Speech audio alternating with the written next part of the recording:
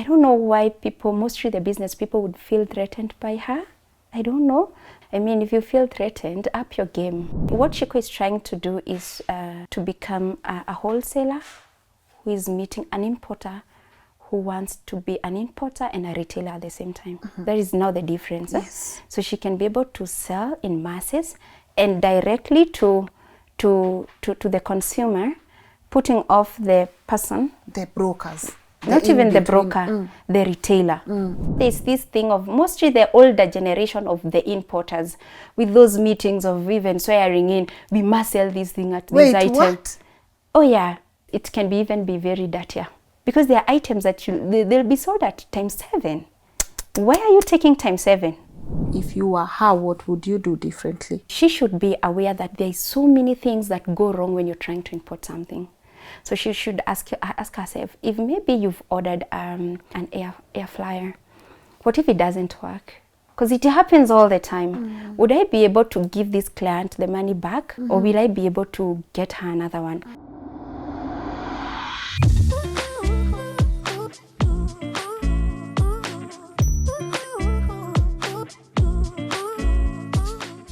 Hi everyone, welcome to today's episode of LNS, and the much anticipated conversation is here. I'm pretty sure all of you know Shiquo Hii Style. If you don't know her, she's everyone's favorite. She is my favorite too, because she gets to sell to you almost everything from carpets, duvets, thermos, cutleries, everything, but at a very, very, very affordable price. And people have been asking, why is it that Shiquo gets to sell to us these things at this price? And then when they come here, we get to buy them at such an expensive price. When you go to the supermarkets, when you go to other dealers, these things are very, very expensive. People are saying Shiquo is bridging that gap where you are able to get value for money. But also there are people who are catching feelings about it. Wakisema, no, this person atatuharibia biashara, this is not the right way to go. But the most asked question is, how can the profit gap be so huge? Instead of mtu anunue kitu 1500 akuje tu auze 1550 apate profit yake na ende. Is that how business works? Are we getting it all wrong? Today I have an amazing person. We have had a conversation before on our Inspire Global segment where she took us through the whole journey of becoming a millionaire just by getting things from China, getting things and bringing them here. And she'll be talking to us about, you know, what is happening in this conversation here, Shiquo Hii Style and other people. How do you get things from China? How do they get here? And what are the hidden costs in between? I'm about to let her introduce herself, and remember to catch that conversation we had with her so that you can get acquainted with her work. But before I let her introduce herself, of course, I have to say thank you so much to our beautiful partners at Kings Developers Limited for always coming through. Guys, I went to their Apollo suit. It's beautiful, it's magnificent. So if you're looking into owning a home with a very credible real estate company, ISO certified, check out Kings. They have affordable, medium range, and also upper end. And go tell them Lynn said you guys have a flexible payment plan. How do I go about it? Their magnificent building is at Prism Towers, Upper Hill, and I'm sure they can take it from there. And also to say shukran to you guys for subscribing. I don't take it for granted. Tumeenda mbali, the year is coming to an end, and we've done this together. Now, this is another opportunity for us to be able to learn and relearn with our incredible guest today. And so without further ado, please allow me to let her introduce herself. Hello. Hello. Hi. I'm good. First things first, you look amazing. Thank you so much. Really nice to have you here. Yeah. It's been a year plus since we sat down for our last conversation. 2 years. It's been 2 years. Yes. Oh, time flies. Time flies. Time flies. Yeah. And I'm happy you made time to be with us. So before we even get deeper into the conversation, for those who are tuning in and maybe seeing you for the very first time, could you please introduce yourself? Hey, good people. My name is Ray, an imports business coach and a business person.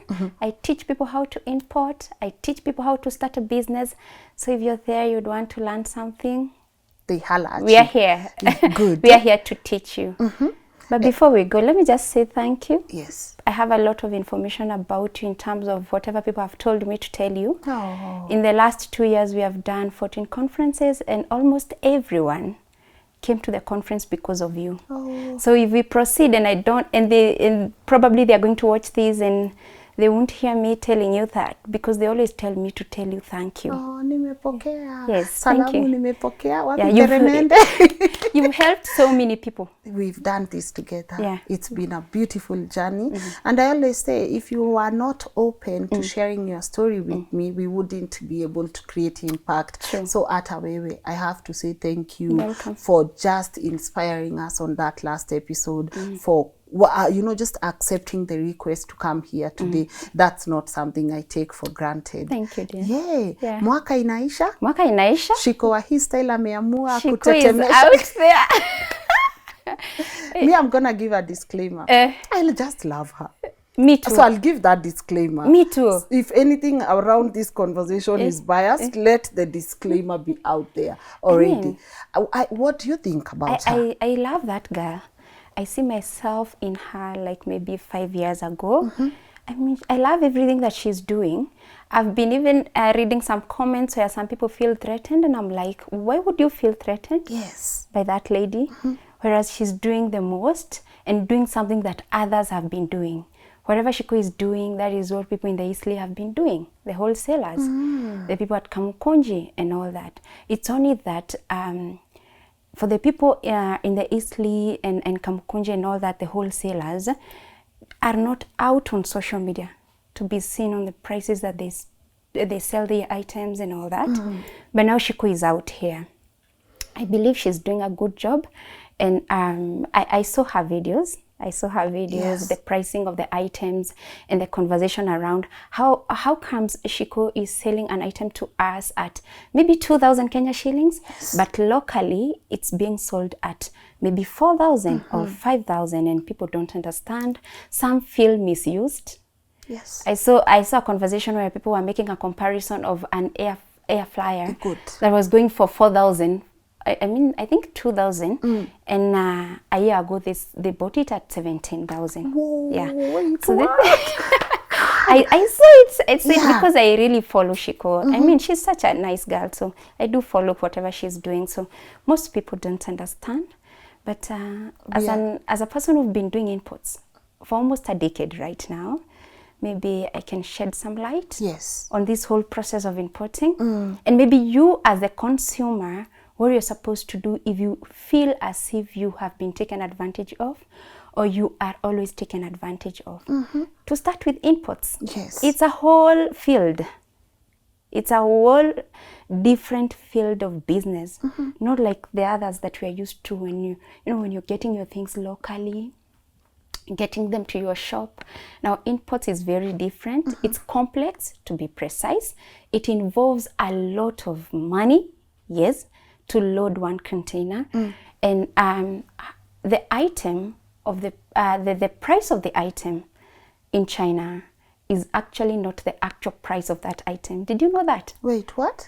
The price of an item in China is actually not the actual price of an item. When it comes to Kenya now? Yeah. Or when it's still in China? Yeah, it isn't. If I tell you that I'm getting you a watch in China, the supplier is selling this watch to me at 600. That is the price that the wholesaler, not the wholesaler, but the factory is selling. But that is not the actual price. By the time I'm getting it to you now Kenya, to me in Kenya, maybe it will be 1,000, 2,000. Now that will be now the actual price. So let's get it. Anything that you get even from Alibaba and see the prices there, that's not the actual price of an item. The actual price of an item is when it gets to your hands.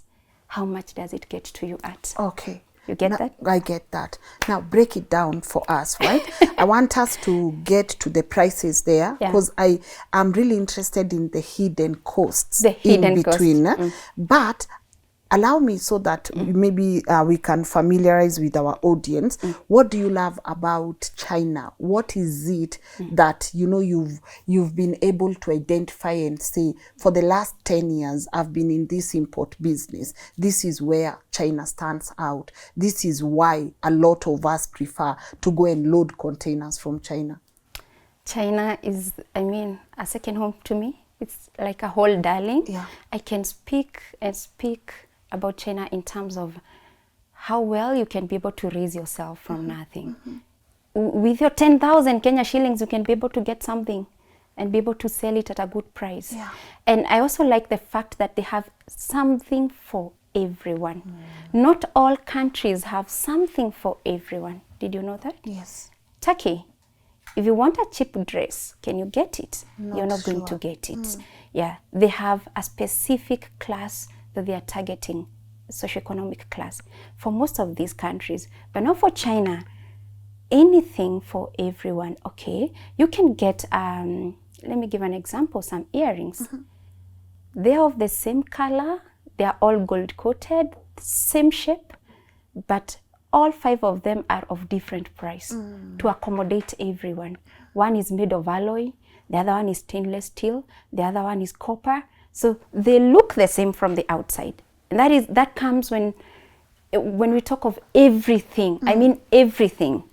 From the outside, everything will look the same, but maybe made of different items so that it can accommodate a person who has 1,000 Kenya shillings and wants this thing, another one who has 100,000 Kenya shillings and want the same thing, but they are of all different quality. So that means anytime you see an item and maybe look at someone who is having maybe the same coach as this, and maybe you ask them, how much did you buy this from your supplier? And they tell you $1,000. Then you are sold to maybe at $5,000 and wonder why. Maybe there's a very huge difference between the materials that have been used to make the whole thing. And it is always clear on the catalogs. Remember, this is not hidden. Your suppliers will not hide this. They always write a clear description of each item on the catalogs. So it's up to you to choose whatever you want. Actually, it's up to the importer to choose whatever they want to deliver to you as the consumer, in terms of quality and everything. Yes. Beautiful. For you, how has it been? Has it been easy? Because people say, kama ujui connections huko ndani. I'm asking for anyone that wants to go and start importing from China. And I know you briefly covered this on our last episode, but for anyone who might have missed that episode, why do you think some people say it's hard to navigate China? It's definitely hard. It is hard to navigate China. I mean, how can I explain China looks like? I always say it's like an ocean. How beautiful an ocean is. So silent sometimes and very clear blue. But inside the waters, there's a lot of creatures, a lot of things happening. Yeah. So sometimes you need someone to hold your hand to really tell you this is or to take you to a different market or a district, not even a market. Let's talk of a district. Because in China, the market is not like ours. Everything is produced in its own district. Really? Yes. Sometimes if you want fonts, you have to travel to a very far place. You want phone accessories, they're not even near the fonts market. The phones and the phone accessories are not near. You have to go. So sometimes it's very hard to get someone who can take you to these mashimos, the places. But we have tour guides, the Chinese, who you can pay some money, they can take you. And again, sometimes you might find the Chinese that don't really know their markets because it's very huge. Sometimes you have to fly to another destination to access a specific market. So it's broad. You really need someone to hold your hand. Again, the same way China supplies the whole world with everything. We have so many people to take advantage of you there. I mean, from the airport to wherever, even people of our color, from our countries. So just be cautious as you get there and take your time to learn. You better not even think of shopping in your first 5 days in China. Just explore the place, or even in your first trip. You don't necessarily have to shop. take your time, explore, and see how it is. It has taken me so many years to get to know the markets, and even today, there are still things that I get to know and invent. Can you imagine? After almost a decade. So it's broad, and you really need someone to hold your hand. That's all that I can say. Yeah. Paperwork, what do I need? To fly? Okay, for the first timers, you need a letter. Could be an invitation from the government of China. It's called a TE. They call it the TE or PU letter. But if you have a previous visa, it's easy. You just need an invitation, normal invitation from a business company. But if it is your first time, there's one hindrance that is coming in that was just brought in after COVID. Now that they opened their borders, it was not there. Yeah. You know, even like for my case, when I started to fly to China, we never used to go to the embassy. Can you imagine? Hey. So many things keeps on changing. So right now, that is a hindrance, but we're still doing it. Now you gotta go to the embassy. Yeah. Oh, right now, even if you have a previous visa and maybe you want to get another visa to fly there, you need to go to the embassy.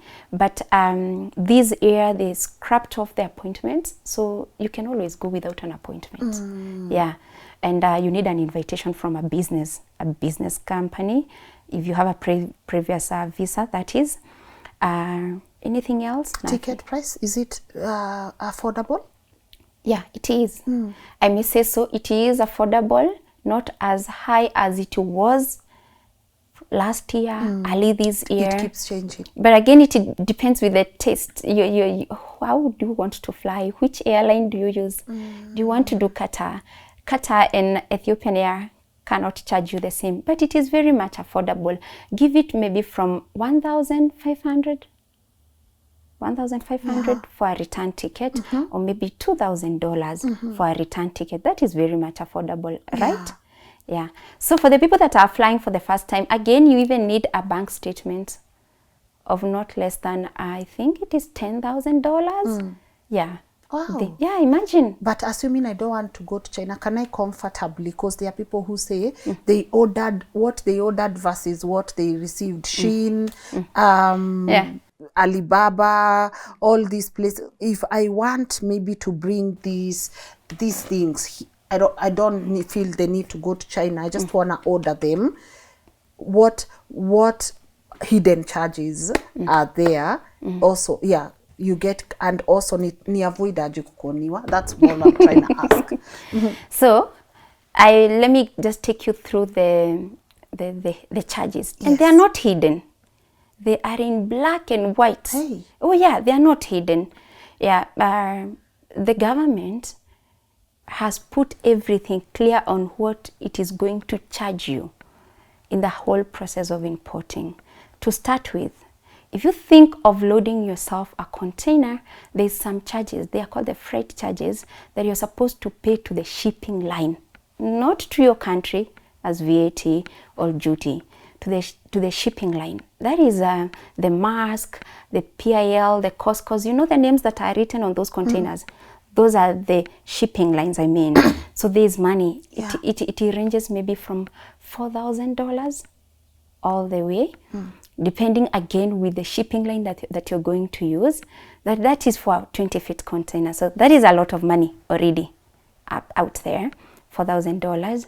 Then once you've done so, still when your goods are in China, they have to be certified by the shipping line. There's a certificate that they're supposed to give you that you're supposed to pay for. It's called the bill of lading. It's like a ticket, you know, like how you buy a ticket and then you Yes. So it's a very official document that it has everything to do with that container, the kgs, what is inside there. I mean, everything. Yeah? So you have to pay. That's another cost. Now, another thing, still when your goods are in China, they have to be inspected. You know, you wonder, have you ever seen a situation where people have shipped things and they have been destroyed because they are not of quality? Or you wonder, where does KEBS come in? How am I supposed to know that the things that I'm about to import are of quality? They are inspected from the country of origin. and certified. Not only inspected, but inspected and certified. A lot of money. Again. Me still. Yes, a lot of money. Sometimes it can go all the way to $2,000. Can you imagine? Depending on the size of the container. No, depending with the different types of items that are inside the container. You know, sometimes you can load a container that has maybe 100 different items. Yes. 160 items. Yeah, so you can imagine. And they have to be certified. Now, we're getting to almost $1 million, and yet you haven't even paid your taxes. Yes. Again, in China, you'll be charged the loading fee. That's not a lot of money. Maybe give it and handling of your container in China. Maybe give it maybe at $200. Okay. At least. Yeah. But now once you've paid all that, you've been certified. You have the certificates because they will be needed in Kenya. If you don't have either of these, it can be a problem. Example, if you don't have a bill of landing, you cannot clear that container from the port. Yes. How will they know whether you're trying to steal someone's container? Yeah. Yeah. Now, once they are here, that's another whole story. Hey, why does it sound like it's the bad story? Once they meet Zacchaeus. I'm telling you, once they come in here, first things first, you have to pay for something that is called an import declaration form. It's IDF. It's a kind of a tax, I don't know. That is 2.5% of the total cost of goods, the insurance, and the freight cost. It's called the CIF, total CIF. 2.5% of the CIF. So if your goods were maybe 4 million, the freight charges were maybe 500,000, and maybe the insurance was 200, please calculate that, then get 2.5%. Oh, 4.7 million. You're supposed to give that to the government. You're supposed to pay that. You send your tax? We are not yet there. Wait, wait, we are not yet there. So nimewapea hiyo kwa nini? It's called the IDF. Ya nini? I don't know. I don't know. Now, actually it was higher. It was reduced in the year 2023. I think it was 3.5. Right now it's 2.5. Now you've paid that. First thing and it is that was certified. Reduced. Yes. And it is it's certified. We are dealing with the proofs that you've done this thing. Now the next thing is to pay your taxes. That is the VAT. Can be standard. Now VAT is not even an issue. The duty. It's called the import duty. Yeah. Everything that will ever import in the country has the amount of duty, that the percentage of duty that it attracts, the VAT, and some do even attract an excise duty, some other type of duty. So that's a lot. And it's every item, and it is calculated per item, not just because you bought 10 chairs. No. It's every item. Yeah.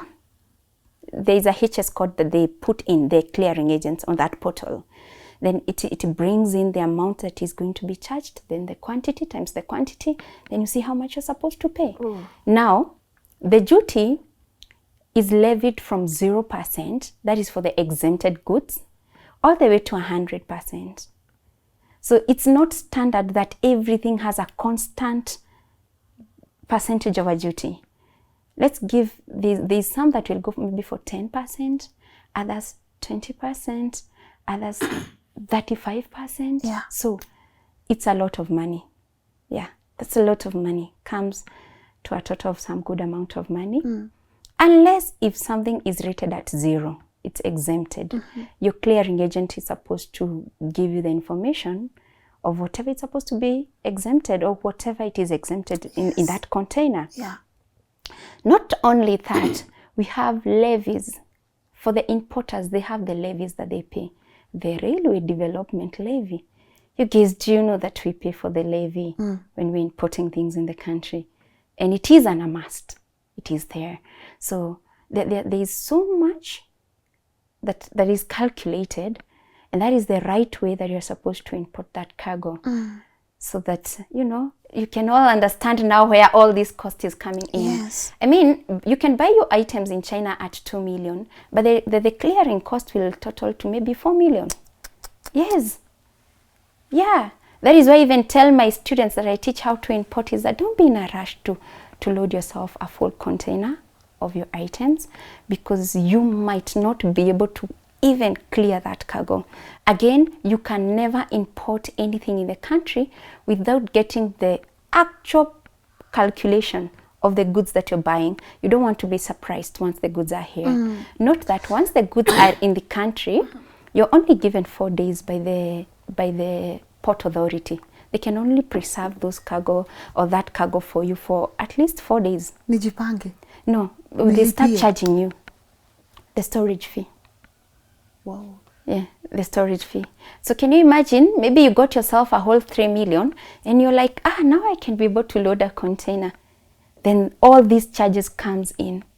And there are others that have not included also. I mean, small charges, whatever I just talked about, is the big ones. So you really need to take your time before you think of loading yourself a full container. You need to be very conversant on the whole process of importing, so that you might not get surprised. You know what? At the port, you find so many containers that are about to be auctioned, because someone got some money and thought that they would load a container. Then once things comes in here, it's too much for you that you cannot even be able to clear that container. So those are the charges that the consumers might never know about. Yeah, there you haven't put your profits. Yeah, you get it? I get it. So you understand why all this is coming in, and that is why even Shiquo Hii Style, when she's quoting the prices, she's telling people that this is a price when you get the item here. And she's even telling people clearly, I'll charge you the shipping cost once the cargo have been charged. Actually, that is what I saw her saying. Once I've been charged, so that I can be able to charge you. So you understand? Yes. Yeah, so that is where all these costs comes in. And it's a lot. On very rare occasions that the buying price of an item could be is it lower or higher, could be lower than the shipping cost in most instances. On very rare occasions, can you imagine? If you got a cup at 10 shillings, chances are the shipping cost will be 20 shillings. Oh no. Yes, that is how it is, and it has been. I mean, that is nothing new. Nothing new over the years. For sure, nothing new. That is how it has been. But again, if you do your calculation as an importer, or let me put it like this. Yeah. That is one of the key things that you're supposed to consider as an importer. First thing, the actual price of an item. How much is it getting to me at? The next thing is, how much is it being sold at locally? Now that is the thing. That is where the whole debate is coming in right now. Yeah. Yeah. As an importer, the first thing that you do, the second thing that you do, once you get the actual cost of your item, that is how much you're getting it at in Kenya or in your country. The next thing that you're supposed to do is to check the actual cost, not the actual, but how much is it being sold at locally. Yeah. These people that are selling this thing, are they selling it at a higher price, a lower price? Because there is an item that you're going to get into Kenya at maybe an actual cost of 1,000 shillings, but the local price is 900. Do you know that? It does not necessarily have to be higher. Yeah. It can even be lower. So in such instances, you find there are people that are maybe loading 10 containers of an item. So they get that item at a very extremely cheaper price in China compared to that you're doing one container.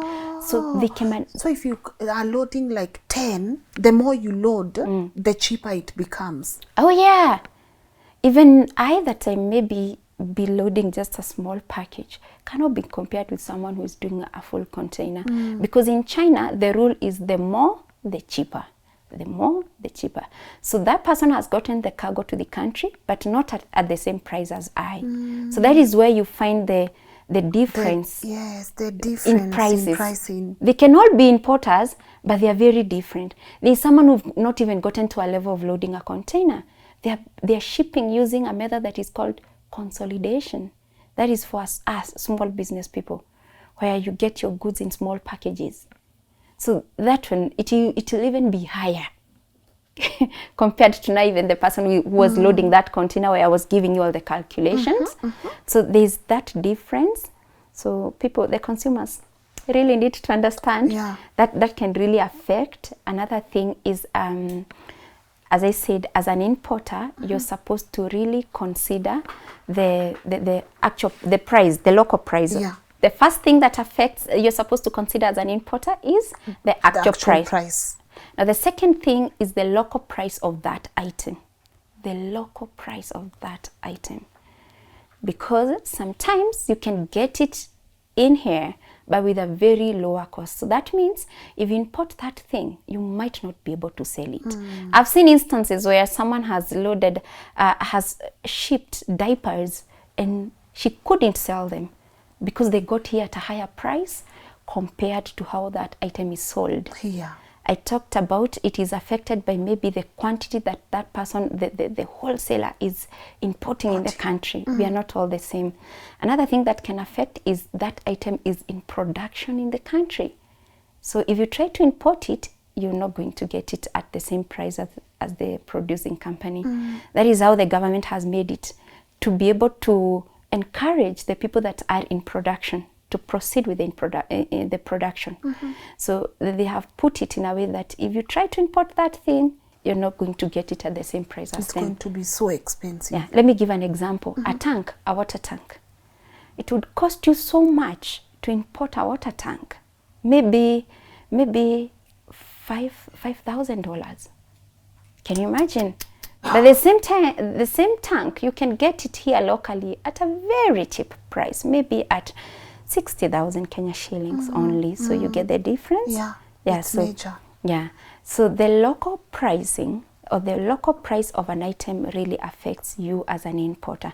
Some instances, you're going to find that the actual price of an item is 1,000 Kenya shillings. That is how much you're getting it here at, and it's being sold at 2,500. What are you supposed to do, you as an importer? Are we supposed to go down and sell it maybe at 1,500? Yeah? So that is a thing. I would speak from a very considerate perspective. Yeah, considering the business people, the retailers who are the people that we are supposed to take care of. Because once you become an importer, the goal is to not get others out of business. That is the pure truth. You can be able to do it. I mean, I can be able to sell wigs at a very cheap price that you can't even imagine. A wig that maybe goes for 40,000, but I'm not supposed to do it. That is an unwritten law. Why are you like that? Let me finish. Some corner to written law. Unwritten. Yeah. Let me finish. Go on, baby girl. Go on. So, assuming you got an item at 1,000, that was your actual price. Yes. You have not added your profit. Then the local price of the item is 2,500. Would you please consider a person who cannot be able to import but got something from you, the importer, the retailers, and maybe you're going to add them maybe 500 shillings, not even times 2. 500 is very little, noting that maybe you have a bank loan that was used to service the process of importing and all that. Then maybe the retailer is going to sell it at maybe 2,000. So there's a difference between 1,000 Kenya shillings. So always consider the middle person. It's actually godly. Can you imagine? It's actually godly. Always consider the middle person. Don't get them out of business just because you can be able to. I mean, I can be able to change the prices of so many things, but I cannot. That is why even I, as an importer, I have an MOQ. Like, you want in wholesale, I cannot sell to you 1 piece. Maybe you're trying to get maybe 5 pieces and 10 pieces to allow the others to do it. I mean, we are looking at a situation where you can be able to do a sustainable business, that God will preserve you in the field because you're doing it right. Another thing that can affect the pricing of an item is the quality. I want people to know that just because it looks the same doesn't mean that it is the same in China. And there's only some information that only the importer knows about. You will never know about it as a consumer. Yeah. And that is why we have a bigger role as the importers to not look into being the nicest in the field, but to be considerate. That is what you're supposed to do. I'm not looking forward to be the nicest, like everyone to be saying, hey, Ray. No. My pure job is to be considerate to my clients. It doesn't matter whether it's a consumer or it's a retailer. So that means I'm not going to do anything that will harm them or inconvenience them. That means I'm going to look into the quality of the item that I'm trying to bring to you. There are people that don't care. They'll go for the cheapest of the cheapest. Then once you've been sold that washing machine, you'll be knowing all the electricians in town. Yes. You'll be knowing all the electricians in town. Then they know what they were doing. They call it's called the 10 kgs load at 15,000. At 15,000. There's another importer that is going to get the same and could be having the same name, Samsung, LG, because again, you're getting these things from China. And it would go maybe for 50,000 Kenya shillings. Both of these people got the items from China, but of very, very different quality. Is it to mean China sells counterfeits? I know it's an assumption out there, but if I'm getting a Samsung washing machine from China, is it really a Samsung or what is it? That's a good question. Yes. Yeah, that's a good question. So when we talk of counterfeits in China, I wouldn't say that China sells counterfeits. It's the importers and the consumers love counterfeits. So it's the other way around. Where? Yes. Wait, what? It is the other way around. Like people's minds, they are so stuck to, I want a specific brand, not the specifications of a commodity. Yes. Okay, girl. Yes. Not the specifications. Not the description of the item. Just give me the label. Keep that one for yourself. Oh, may I want LJ? May I want I don't know what? May I want a Louis Vuitton? They are looking into the name, not the description of the item. Whereas we have so many beautiful things that have very different names. Not necessarily, it might not even have a brand, because in China you can come up with your own brand and start importing for us LNN stuff, written LNN. Yeah. But the description of the item is top notch. But again, the consumers want the name. And so what does that importer does? They go to the factory, they get the TVs, they get the what, then they tell maybe the company or wherever, the salesperson, I want them written, in the following morning.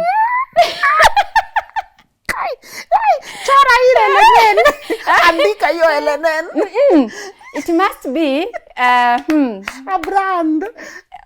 And a big one, international. I don't want to use a specific one, but... Yes. Like, so is it TV? But zimetengenezwa kama hii brand, man. Like you wouldn't tell the difference. You can. Sometimes you can. On so many instances. Sometimes you can. That is why you hear some saying, if you get that TV down there, it is not as clear, and some, they'll meet the same standards. Kabisa na the original one. So that is how we are. So the supplier is like, oh, you really want that? And they insist. And you know how bad we are when it comes to a brand. Someone can take a flight from Kenya, fly all the way to China with their money. They go to the hardware market, which is full of 10,000 different types of outlets that are selling locks, handles, everything. But they are going to go for whatever they have seen it being sold here. They have closed their minds in a way that I'm not seeing anything. Like the most common type of the locks, they are called the mirrors. I think mirrors. And they are in a place where we have more than 10,000 different types of locks. Very good. But me want mirrors. We even known because of that, mostly as Kenyans. We are known for that. So someone flies all the way to go get the same thing that they have seen the other selling. Then once it gets here, the price is not as good.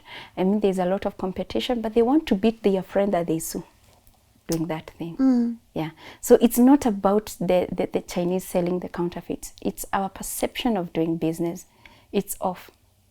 We love counterfeits. We love moving with names. We love moving with names. And that is what I did when I got into my business of medical equipment. I changed the whole narrative in the medical field of brands. Please, I can get you a patient monitor that it's as good as that brand that you're looking for, and maybe half the price of that. So that's the question of counterfeit has been answered. Well answered. But let's circle back now to the unwritten rule with the fees, the charges. No. The unwritten rule with you guys now, the importers and the business people. I can sell this much, but I shouldn't because it will keep someone else out of business. Do you think other business people care? Do you think other people care who they are keeping out of business? And also, why should you not be kept out of business if your prices are drastic? Really? I mean, the humanity part of you contributes a lot when it comes to that. And note that the local, the people that source things locally always have a bigger say than you, the importer. Always know that. You see those people that wake up very early in the morning, go get things at Eastleigh, bring them to Uptown, go take them on their Instagram pages. Those are the real business people. I mean, now they are the ones now. Saying that they have a bigger say, that means they might decide to even, in some instances, I don't know whether I'm supposed to say this, but I've seen even myself in most instances there, you can be able to import something, sell it at a very extremely cheap price, you the importer, but the local business people everyone would think that you're selling something that is not of good quality. Low quality. Low quality, just because of the price that you're selling the item at. I experienced that in the medical field, where I would bring in a machine, maybe sell it at 30,000 Kenya shillings, and the item goes for 90 or maybe 120. And you know what? The hospitals would say that this is fake. And it has been spread that this is fake. I would bring an item at the same, maybe different shape and all that, or different company, same price, and maybe sell it at 80 and still sell very well.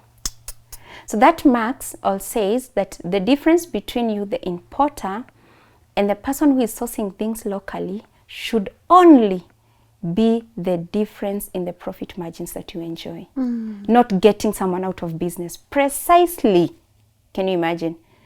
The only difference between you, the importer, and the person who is sourcing things locally is the slight difference in the profit margins that you enjoy.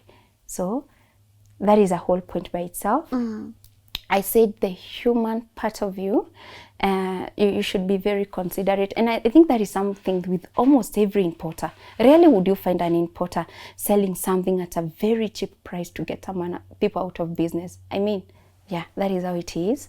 But Nisa, wenye biashara washajishughulikia, but which business person is actually now saying, like, for example, what I think Shiquo is trying to do is her profit margins are very low, right? She wants to cater to so many consumers, but still not greed on the profit. margin. So what are we likely now to witness between her and other business people? Because the consumers are happy.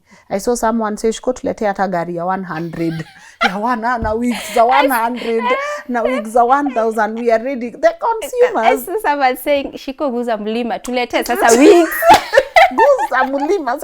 You see, so what is likely to go right? Because whatever is going right, it's going right with the consumers, not the business people. Where is this likely to leave her as a business person?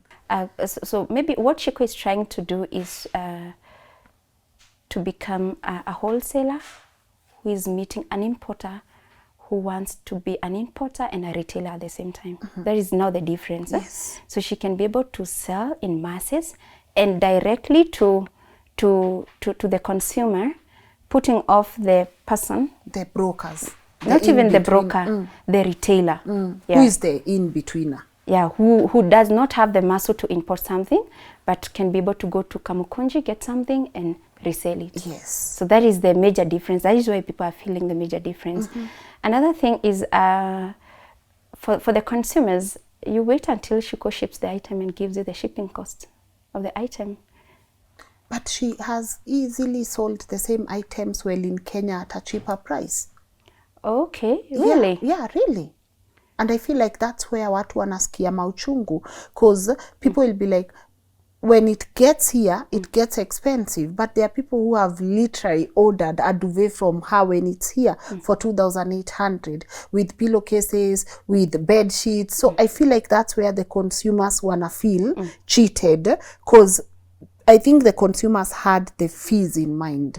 They knew kuna the fees hizi zote ndio ifike hapa, obviously itafika kama menunua uko 700, haitafika huku ikiwa 700. Which is very true. Yeah. So they've actually witnessed her selling sandals zenye mtu ananunua 3,500, she's selling them for 1,200. Oh, locally. Yeah. Oh, that is nice. Yeah. So I believe she's trying to bridge the gap between, again, just as I said, she's a wholesaler And directly meeting the consumer, so the price gets even lower. The hack that she's using, if she has items that she's selling here already in Kenya at an extremely cheap price, I may not know, but definitely that would revolve around her profit margins.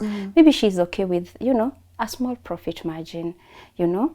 Maybe you got an item at 700, maybe sell it at, maybe just get 200 and sell it at, you know, maybe she's good at that. And another thing would be quality, definitely. Again, I say, just because you got the same thing doesn't mean this the same. Looks the same, doesn't mean you got the same. Yeah, just because you saw maybe her selling a pair of shoes? Or shoes. Maybe of sneakers. Yeah. Doesn't mean could be it's the same as that one that is sold at you know, another place at 3,000. Yeah, so that is my very genuine observation. Another thing is the consumer should always go for whatever she wants. I mean, we have some, you can get your tea at Java at 250 and there's a place you get it at 30 shillings. Kabisa. Yeah, choose your poison, whatever works best for her, for you, and whatever you love going for. I don't know why people, mostly the business people, would feel threatened by her. I don't know, because I've not seen anything wrong with how she's doing it, even the pricing of the item and everything. I mean, if you feel threatened, up your game. Up your game. Or enjoy your too small profit margins and stop capping so much on the profit. Yeah, up your game, or just change. And then, you know, there's this thing of mostly the older generation of the importers with those meetings of even swearing in, we must sell this thing at this item. What? Oh, yeah. You importers meet. Not me. Not you. Of course, but that happens. Okay. It can even be very dirty. Oh, yes. It can even be very dirty. I thank God that I just came out here all by myself without involving myself in those, I don't even those importers groups and all that. I'm not really interested, because that is where you guys have to come together, be very specific on the pricing of the item, making it so hard maybe, because there are items that they'll be sold at ×7. Why are you taking ×7? Why are you taking ×7 home? And you guys, it's like, if you try to lower your price, like there's like we have to sell it all of us at this specific amount. So if any importer or any business person feels threatened by how Shiquo is doing her business, she just up her game. Or his game. Yani people swear into what they like. We nisikupate umeuza more than 500, less than 500. I think it also happens. It happens in most of these very big things. Even for the consolidators, you know, they come together and decide on how much they're supposed to charge us to ship an item, and like, you're not supposed to go lower. You're supposed to play in a specific field. So I think, again, that can really affect, or it's affecting. And maybe those are the people that feel most hurt. As an importer, as a retailer, their feeling is very, very legit, by the way.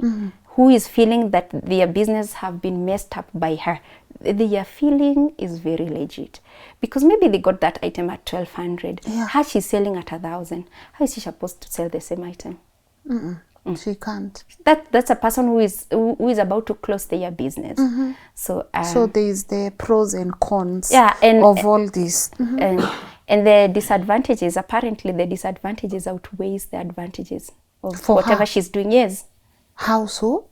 How? See how you're asking me? How? No, see, You're so shocked. Yeah, because it seems like there's a whole world of business and importers that we don't understand. I mean, there's a whole way of doing business. You as a consumer, you might not get this until you get yourself into business, and you're going to feel it you yourself. But the disadvantages are higher, and it might not be very sustainable by facts, right? Because when it comes to the consumer, not the consumer, how you're selling your commodity, it's very, very much important to consider the retailer. That goes without a say. So this might not No matter work. how happy you are, you as the consumer, please can you consider the person who is expected to... consider akiniuzia kitu 7 times higher. No, the retailer. The retailer cannot be able to sell an item even times 2 higher. The retailer has very minimal say. Profit. Minimal say when it comes to how they sell the item. Look, we are getting sneakers at the same place at Kamukunji.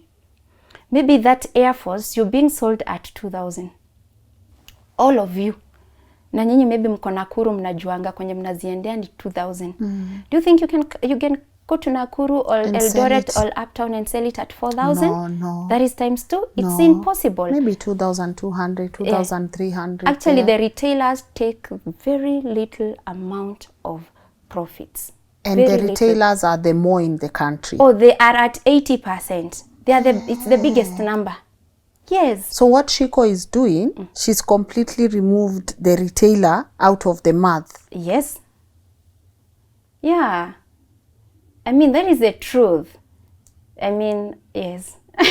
Why are you because I'm feeling because I feel like, yes, people, I'm trying to make sense of what you're saying, which is really factual. Like it's the truth.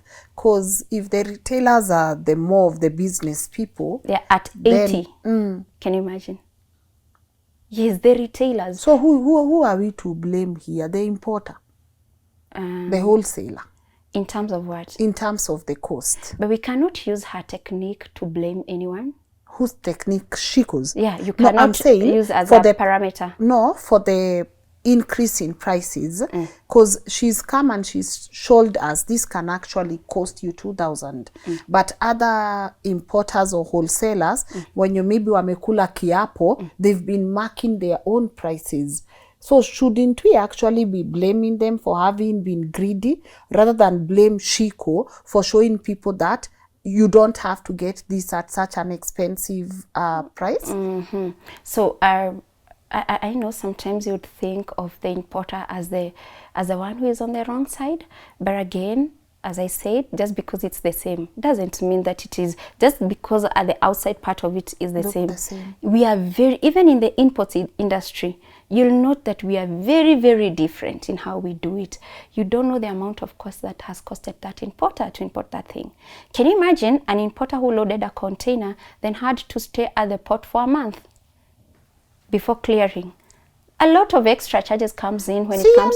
Yake though, that's their problem, because again, as you said, plan. Me, I'm on the side of the consumer, because let me ask, sawa basi, we have Pandamat. We have China Square. Umeona vitu za makeup brushes that people were buying at almost 8,000.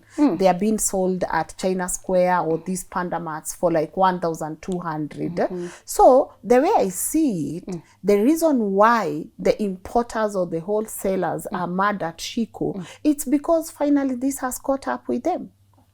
Oh, I feel like laughing. Laugh. Your innocence is getting me out. You're doing a good job in terms of, you're such an advocate of the consumer today. I'm an advocate of this item has been sold to us for almost 6,000. You go to Pandamat, you go to China Square, you get it at a cheaper price than you can get it at Kamkunji or the Isilis. And if you ask me, these people have just been enjoying their higher profit margin at the expense of the consumer. I'm not at a pro-consumer. I'm getting, don't keep the retailer out of business. Don't kick them out. But again, nani akona pesa ya kupapasa igo ya retailer ati let me not hurt your feelings cause sijui of, and you, I don't want to get out of the business. And whereas this is survival for the fittest. Finally we agree on something. No, we haven't. Yes. We haven't. You know what? I don't know much about maybe the comparison between the two, but let me give you a good example. You saw what happened to China Square when they did open, and everything was extremely low and everyone was going in there.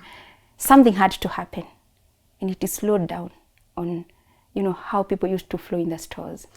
You remember? First, their entrance to the market was highly opposed by other importers. The other wholesalers, if I remember right, Edwin, their entrance to the market was very opposed. I know you know. I know. Yes, I know you know. Yes, I know. Right? Yeah. So whatever happened, I think they were forced to have it happen. But now with Shiquo, even China Square kando. So we can go with Shiquo. By the way, I don't know why the government can't give Shiquo free land, ajenge a whole China Shiquo Square, so we all flood there and buy our things in there. Of course, and this is free ad for Shiquo, guys. Go buy from. Yeah, sure. Yeah, so, like honestly. So as I said, Lynn, you can always get an item wherever you want to get it. That is why we have a pair of sneakers going for $1,000. Yeah. And another one going for $500, maybe $5. Yeah. Again, you can always, everyone can always go for whatever they really need. Sometimes you might look at your pocket. You've always wanted to own a thing, but you cannot be able to go for that very high standard. Go for the one that it is there at a cheaper price. You know, you have always wanted a washing machine. If you can get one from China at 50,000, and maybe you think that by the time it gets faulty and all that, or you're not into a durability of an item or the quality of an item, why don't you go for it? Again, about the comparison between the Chinese stores, I believe, and the actual importers of the country, it would be very unfair to compare the two. Why? Noting that these are big fish. These people importing things in containers in huge masses. And as I said, the more, the cheaper it gets. And in most instances, because I've seen it, I fly to China. Sometimes I go to a factory and they tell me, by the way, we are planning to open a store in a warehouse in Kenya. And within maybe a few months, they come to me and tell me, oh, they already have a warehouse. This is a factory now, opening up a whole warehouse or a store in your country. Can you be able to compare the two prices with an importer who is buying from the factory? No. So it would be unfair for you to, for even the consumers, to compare the Chinese stores in the country and the importers. But can I ask a genuine question though? Do you think wholesalers have been greedy? Do you think they've actually been eating off the pockets of the consumers by having these crazy prices on goods that no matter how much the costs that you've incurred bringing this product, we could still have sold it at a cheaper price? Well. I might not know so much about a lot when it comes to the importers and how much they sell an item. I might not be able to really know how much maybe someone in the total cost or the actual cost of an item and how they sell it. But there are instances that I've seen greed in, broad daylight, and manipulation of the market, and maybe even some monopoly kind of a market. I've seen that maybe in my field, if I can speak of the medical equipment. Yes. I've seen maybe a machine that someone can get at 1 million here locally, and maybe even sell it at 1 point maybe something, and locally it's being sold at 4 million. That is pure greed now. You get it? Yeah. But not all. We cannot pick and say that this is what because many do. Yeah. But I just have a feeling, because this is a conversation everyone is talking about. There must be a reason why the consumers are feeling some type of way. There must be a reason why they want to defend Shiquo even when other people are saying she's going to destroy businesses or whatever. And actually, even for the business people, no one should feel as if she's a threat. She is, though. She is not. She is not. They need to up their game. They need to work on themselves and stop doing business that they used to do 5 years ago. I mean, things are changing. Right now, almost everyone knows how to import. When we started teaching people, we have taught almost 10,000 Kenyans. Wow. Yes. So again, for a consumer, for you to feel better and for you to not feel so misused, again, the best way to do is to import for yourself. It's actually now that is even the cheapest way. If you ever feel as if you're trying to build a house, you're going to use the floors, you're going to use what, and you think they're going to get to you at a very high price. Just make your imports with your phone. You can be able to ship it and get it and, save yourself a coin. But it would be very unfair to attack all the other businesses just because of the price that you've been given by her. I would say that with no fear of doubt. It would be very, very unfair if the consumer think of now starting, to attacking other people. I've seen people being attacked on their walls. Actually, these days, you're selling something that she's selling, down on your comment section, people are just throwing insults. That is very, very unfair. And you might not feel it until the day you want to start a business. So maybe right now as a consumer, you might not even care. You might not feel until the day you're in that, situation you're trying to start a business. So yeah, I believe that is... What do you think, if you were her, what would you do differently? What I would have done differently? No, I see a girl, I just see myself in her. I told you, I see myself in Shiquo. Yeah. 5 years ago, not even long time ago. That's how I wasn't very aggressive. So maybe what I would do differently is, because this is something now different. She's in China. Yes. So we are talking about now how she's doing business in China. She's supposed to know that customers are very litigious, and wait until you see customers praising you, then you frustrate them in one way or another. It becomes a whole other thing. In her pricing of items, she should be very considerate in terms of putting in the shipping cost. That is not some guesswork. Maybe I'm just advising her. Maybe I'm younger. She's younger than me, for sure, I know. The way she's just giving people prices, this is the price of an item at the shop, She should work harder and do better, include the shipping cost. Everything. So whatever you give the consumer should be the last thing that they are supposed to expect, or they are not supposed to expect any charges from you. Then she should be aware that there is so many things that go wrong when you're trying to import something. So she should ask herself, if maybe you've ordered maybe an air fryer, what if it doesn't work? Because it happens all the time. Would I be able to give this client the money back?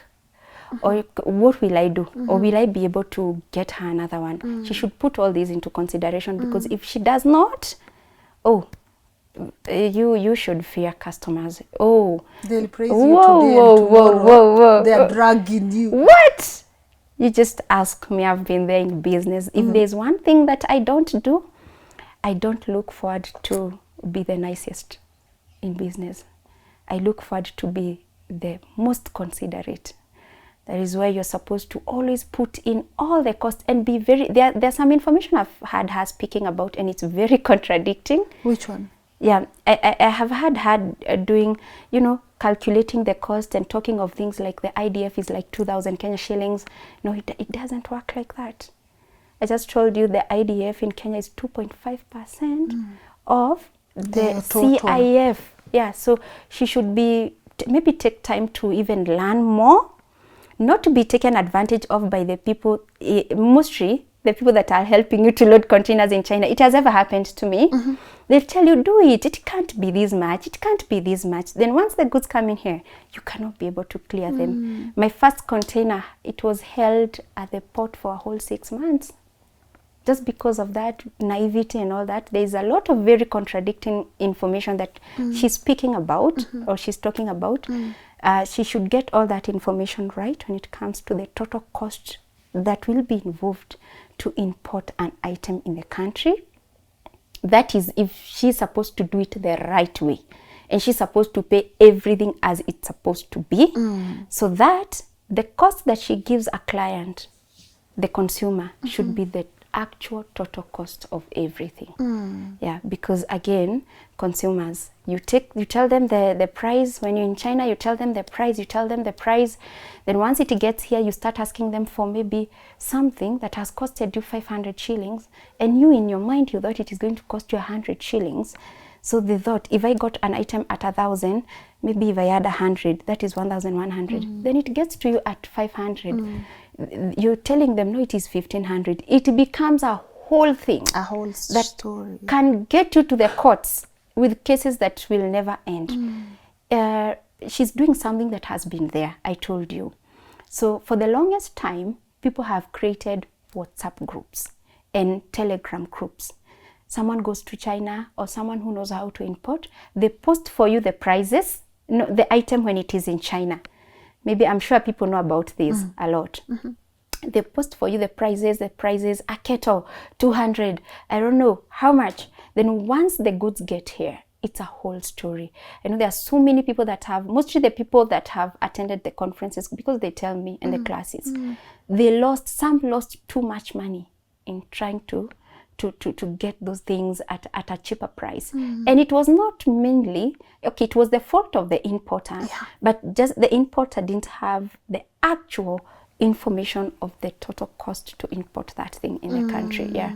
Then I think that is something that she's just supposed to put into consideration. She can proceed, let her do her. She's doing a good job, she's growing. Probably she'll outgrow that stage. You know, there's stages in business. Yeah, the next time, you know, she's having a whole warehouse, maybe. She doesn't have to keep, you know, telling you this. She's telling you, just come to my warehouse and pick, you know, Shiquo whatever Square. you want. Yeah, Shiquo Square. It's growth. Yeah, it's so growth.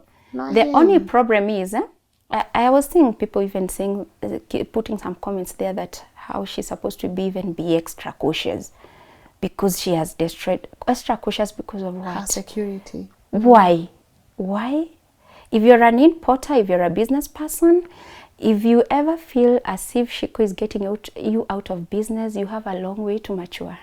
That's all I can say. You have a long way to mature. You know you yourself, that item, the amount that maybe Shiquo is going to get it to the country, won't have a lot of much difference between her and you. Why don't you just let her enjoy? So if you're an importer, if you're a business, not at the retailer. I understand the pain of the retailer.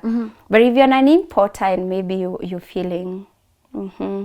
You need to work on yourself, and you have a long way to go. You have a long way to go. You have. Yeah. Do you think digital spaces, especially because I've seen that work for you as well? I mean, we did our show with you. We put it on a digital platform, and the feedback was overwhelming. And I feel like that's what she has done. She's also mastered the art of using digital platforms to be able to sell her products. Do you think that's really helping her? She's at a vantage point as compared to other people. I mean, if your business is not on social media, what are you doing? Close. What are you doing in the streets? And those are the people that are crying the most.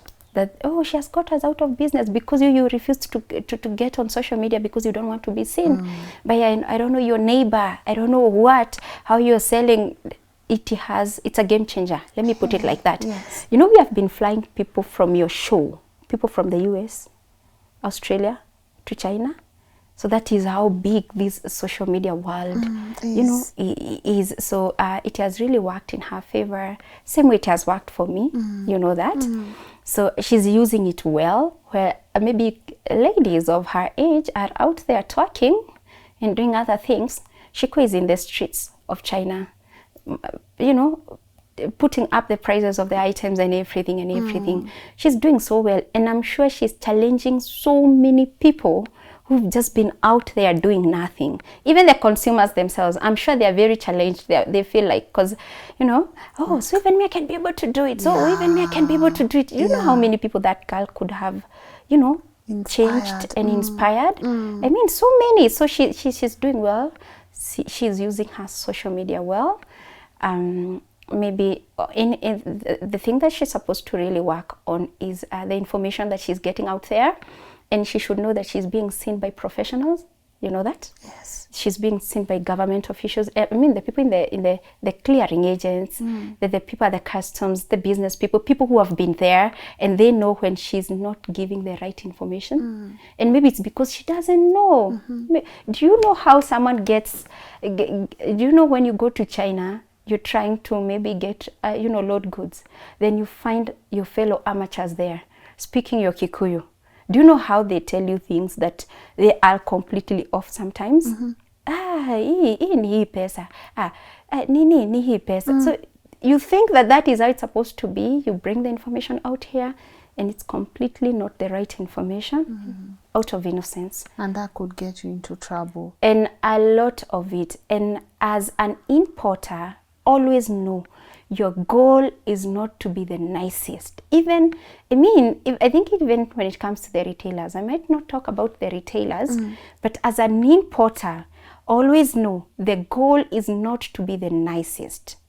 I mean, the nicest suffer a lot in the business world, even to your clients. The more you try to be nicest, the worse it becomes. It's a red flag if I'm so good, if the deal is so good. Think twice. Think twice. I mean, imagine, let me give an example, Lynn. You're trying to maybe set up maybe just build a new house. And maybe you want to bring in tiles, you want to bring everything and all that. The doors, the locks and all that. Then I tell you, that's very easy. You just go get some 3 million. Hiyo yote itakuwa imefanyika. Because I don't want to offend you maybe in terms of getting you into a reality check. Then I just excite you. Hata ikifika hiyo itakuwa pesa mingi. Hiyo si kitu naweza shindwa kulipia.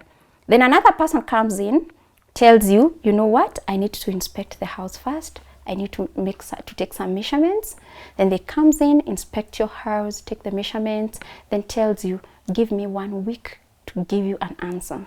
They're not exciting you, but they want to give you something that is very legit. So give me 1 week or even 2 weeks. I'll prepare for you a very nice pro forma invoice. Then they go out there because it's a lot of work. They calculate everything, the shipping cost and everything. Then they prepare a document for you and bring to you and tell you, now this is the price and this is a document. There must be a document for any cargo that you're trying to pre-order. There must be a pro forma invoice. This is what you're supposed to pay.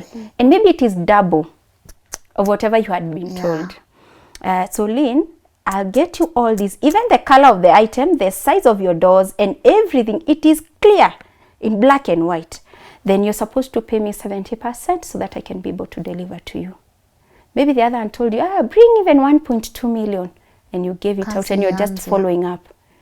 You're following up. Then you get the 70, you have the documents, you have the pro forma, you know what is expected to be delivered. You even know the description of each and every floor. The door, is the door made of MDF? Or is it made of WPC? You know, the type of lock and all that.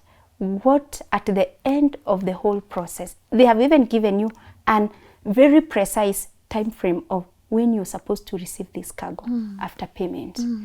So at the end of the whole process, you might be very much contented and excited by the person or the importer that gave you the very actual information. Yeah. You might not be so happy because you might feel as if they're taking too long to give you a feedback. Why would you take 2 weeks to give me a pro forma invoice and all that? But later, you might be excited about that because they give you all Everything the cost was there on the table. Now you get the difference in this field? Difference, yeah. I get the game. It's easier to know, it's better to know everything than just go for what is out there. And have it written to you. And have it written to you. Yeah, I mean, it's a process. Yeah. It's a process. Sasa acha tuone how this will play out. I'm following closely. I think this has also challenged the importers. This has challenged the wholesalers. Yes. This has shown them that there is no monopoly. There isn't, and things have changed. Things have changed so much. So I think at the end of the day, the consumer stands to benefit. Yeah, in all situations, the consumer must benefit. You see, even the issue of clothes, how some, if some importers, if they decide that next Christmas you'll all look yellow. Tunakaa yellow. If you all look, even for the building materials and everything, you find all doors in Kenya are even brown. Because that there's that monopoly, that is what they ship. I mean, can we just allow these new informations, these new things that are popping up and all that? Yeah. And a message to a girl like Shiquo, do you? Worry not. I am seconding that. Do you? Yes. Just put your information right, because it can be very bad. That one I can tell her for sure. It can turn out to be a very bad thing. Always give your client the total cost of the items, because there is nothing that you can assume when it comes to, you cannot say that you don't know the shipping cost of an item. Can't guess. You can't guess. It's something that you have to take a paper and write, and even use a professional like a clearing agent to get some information from the customs portal, using your pro forma invoice to see how much you're expected to pay for specific cargo. By the way, you've reminded me before we wind up, kwani no one does the price marks, no one has a say in this should not be above this amount, or it's a free market where? Wow, that's a good question. So whereas in some countries that is there, like you cannot just sell an item at this amount. In Kenya, I don't think there is. There's no price control. There is no price control. There is no price control of items. If there is, I've never heard of it at all. I've never heard of it. But in some countries, like for the people that we fly with from the US, they do tell me that they have that price control thing. Maybe the people in the US should tell us if there is. Anyone that's watching, maybe they know. I would be interested in knowing. Hakuna price mark ya thermos. Inauzwa 7,000, alafu Shiquo anatuzia 800. Shiquo leta wigs. Lynn is on the side of the consumer. Lynn feels as if tumefinyiliwa. Sisemi I'm on the side. I'm just saying, kama pia gari ya 1,000 iko tulete, like. Mimi niko side zote, imagine. Even me, I am. No, I've understood all sides, but I won't say that I'm on the wholesaler side as much, because I've seen the discrepancies. I've seen the discrepancies. It comes with, you're different. And I'm not saying that all wholesalers are bad. Yes. I'm sure we have many like you who operate on that human sense, like I'm a human being, hata kama nataka profit, acha pia nisikue greedy. But I've also seen some who are very, very greedy. So let me share. Can I tell you a story? Yeah. So when I'm selling things, anytime I would offload goods, the retailers would even feel like it would be like a fight. Ray, when are you offloading? Ray, and it was too much that we had to sit down with my team and ask ourselves, na bona mzigo yetu inakimbiliwa hivyo? It's not normal. We were like, what is happening here? And as an importer, because inafika haiwezi ka even a day. Actually, it's a fight if you don't tell them that you're offloading. And one day I got one of my very good friend, doctor, who really wanted a machine, a specific type of it's called a it's for hemoglobin, Yes. hematology analyzer. Yeah. Yes, it's called a hematology analyzer. Yeah. So I told them, you know what? The cargo came in and it was taken out. So I went to one of the retailers that is not far from me and told them, unaona zile vitu ulichukua? Can I just get one? My friend needs one. And yeah, can I just get one? You know what they told me? And I asked them, how much is it going to cost? They told me, I think half an M. And I was like, half an M? Yeah, they told me so. And you had sold them at? Less than 200. So unaona hata retailers wako na grid. Sasa? Unanileta kwa point. Sasa? Shiquo Square.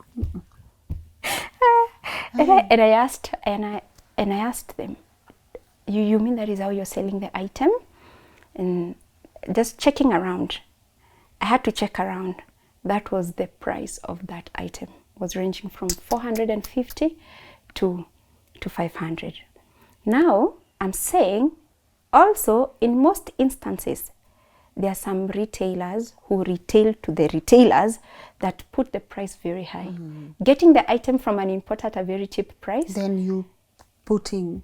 Yes, and they make sure that you won't be having the stocks. You drop the stocks, they come for them, then they are going to be like wholesalers who will be retailing to the retailers. Monopoly. Yeah, you so see? you see, this Actually, thing of business. I actually think now the problem is the retailers. The way now you there is- said it. Kuna hiyo, because I saw it with my own eyes and I was like, how is my friend supposed to get an item more than 300,000 the way I sold you? There you go. No, because I'm the person who drops the items to you. Yeah. Can you give me with the same price, or you just add something little? This is a friend that I was advocating to, or for.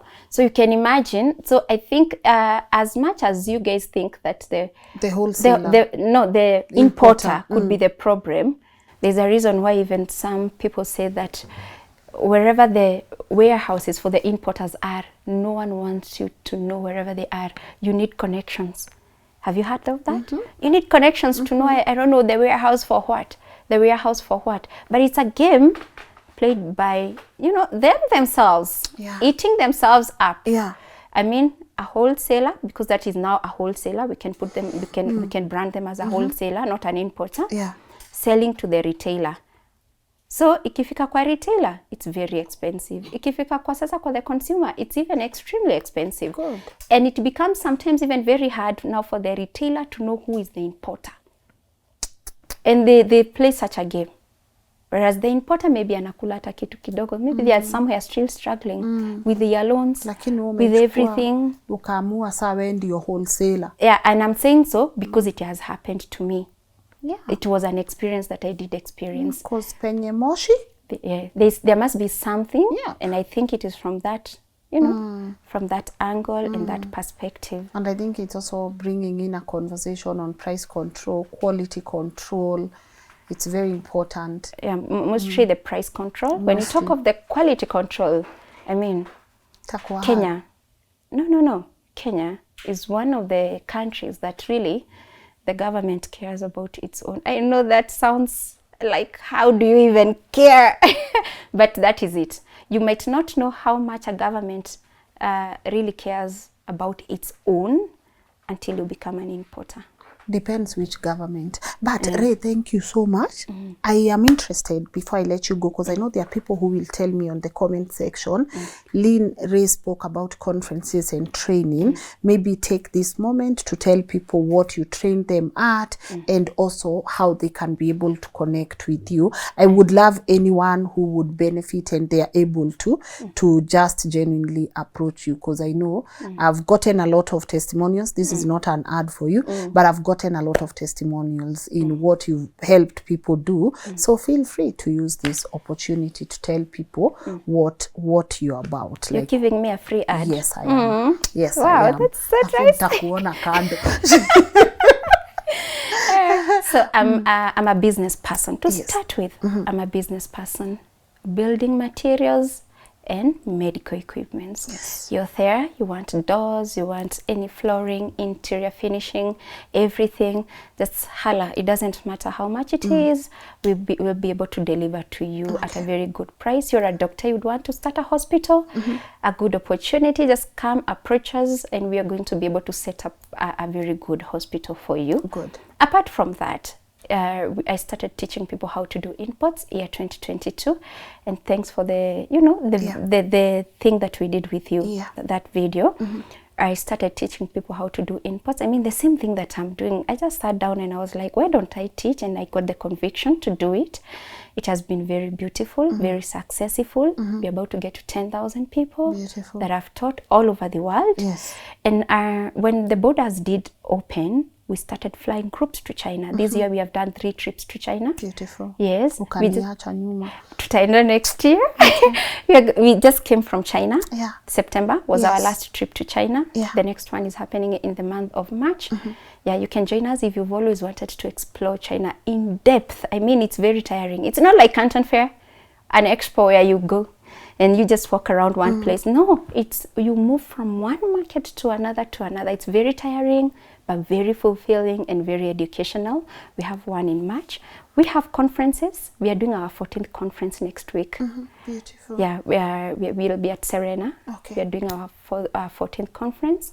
It has also been very beautiful. This is like a physical class. Not everyone can be able. We cannot even be able to fit, because you know the spaces are not very big. People can go online because we offer very many online classes. They can just check out on our YouTube channel, our Instagram page, and TikTok, where these all started at Just Ray. Just Ray. Maybe I'll give you a link for my socials. Feel and maybe free. I'm gonna put them here and also pin them on the comment section. Yes, so that they can just learn how to do it. If they feel oppressed, I mean, from the comfort of your house, make an order and don't be lied to that it is going to cost you so much and all that. It's very efficient. You can be able to order your things and all that. Yeah. Period. Tutanyanyaswa tena. Tutanyanyaswa tena. So that the people that used to take. Sisi tunangoja gari za Shiquo za 1,000. 20,000. Yes, sisi we go. Simesema tunapenda. We go. Yeah. But honestly, I appreciate you being here, driving even all the way from home and just coming to be able to help us with this conversation. I can't wait to see people's feedback on the comment section, but mine is to honestly wish you well in your conferences. Sure. Maybe hopefully I make it to the trip in China next year. Hopefully you will. Yeah, next year, March, thereabout. I hope so. But I'm so happy for you, for all the things you've been able to accomplish. And we say the sky is not even the limit. It's not even the limit. Anyone that is watching you and they would want to start on something right now, maybe looking at that camera, what would you tell them?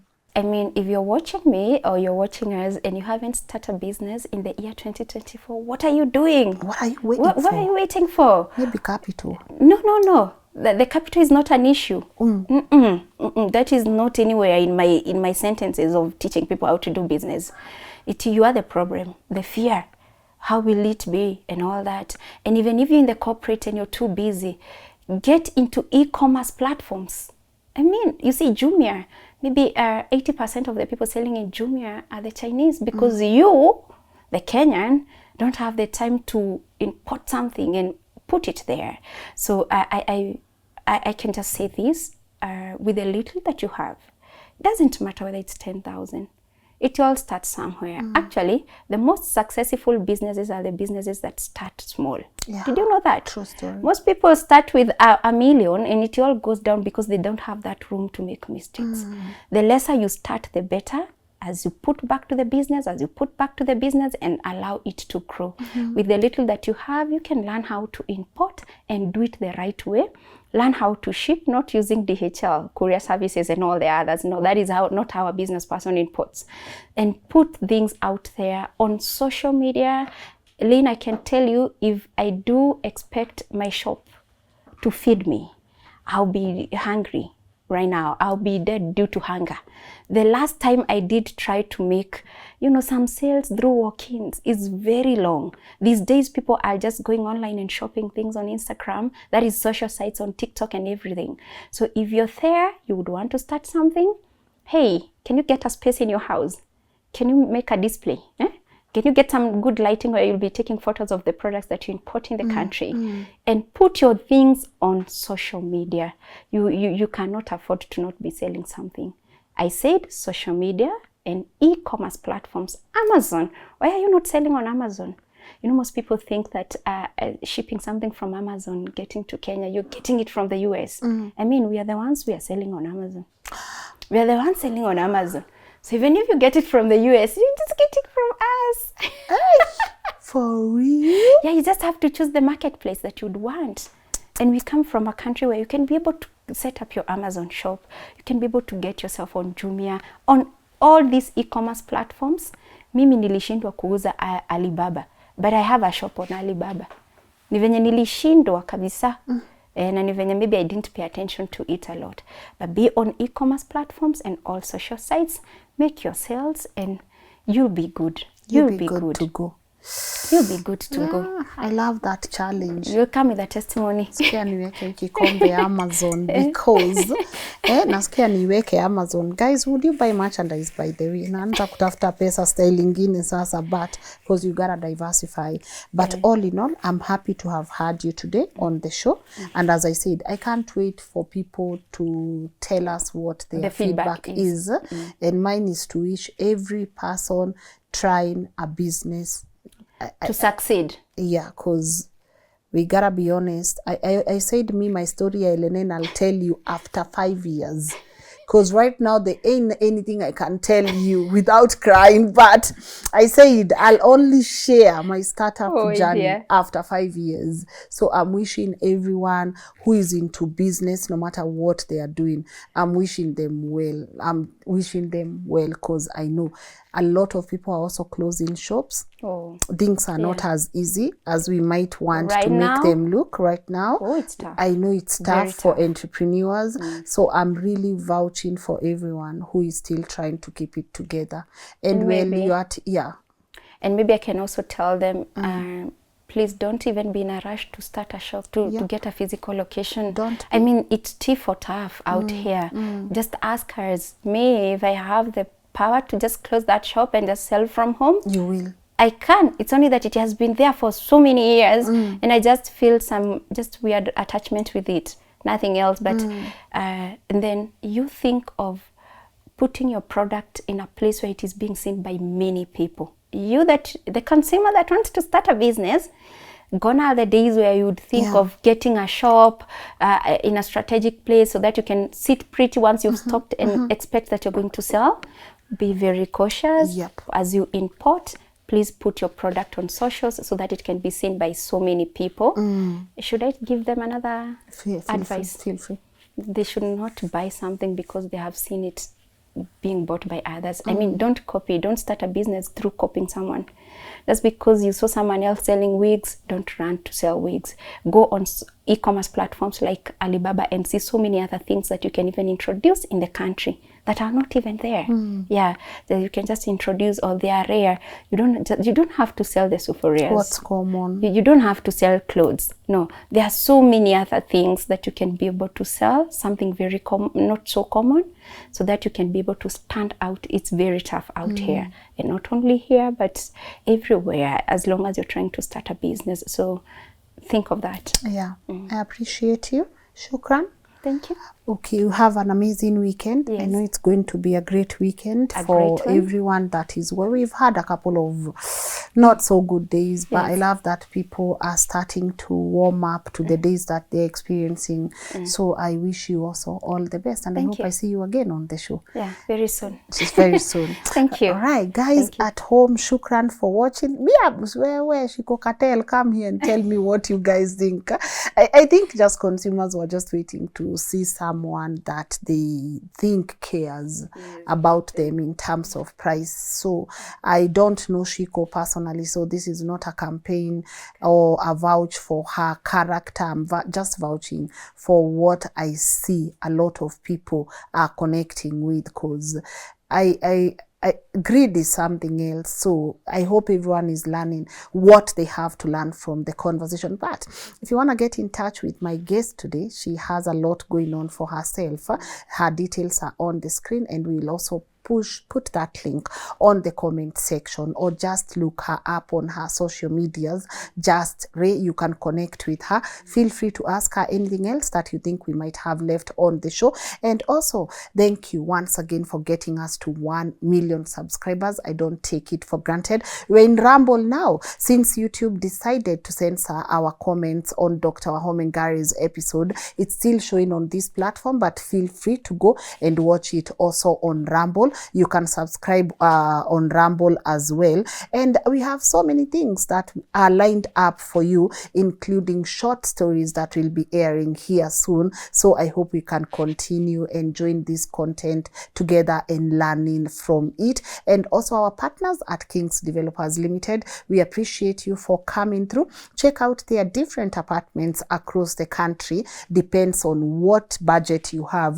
Usikuwe na pressure. Always call them. They have a payment plan, so, or you can go to their offices at Prism Towers, and I know they'll take good care of you. My name is Lynn Ngugi. Really happy to have had this conversation, and hopefully I see you tomorrow again, 10 a.m. or 7 p.m. Bye-bye.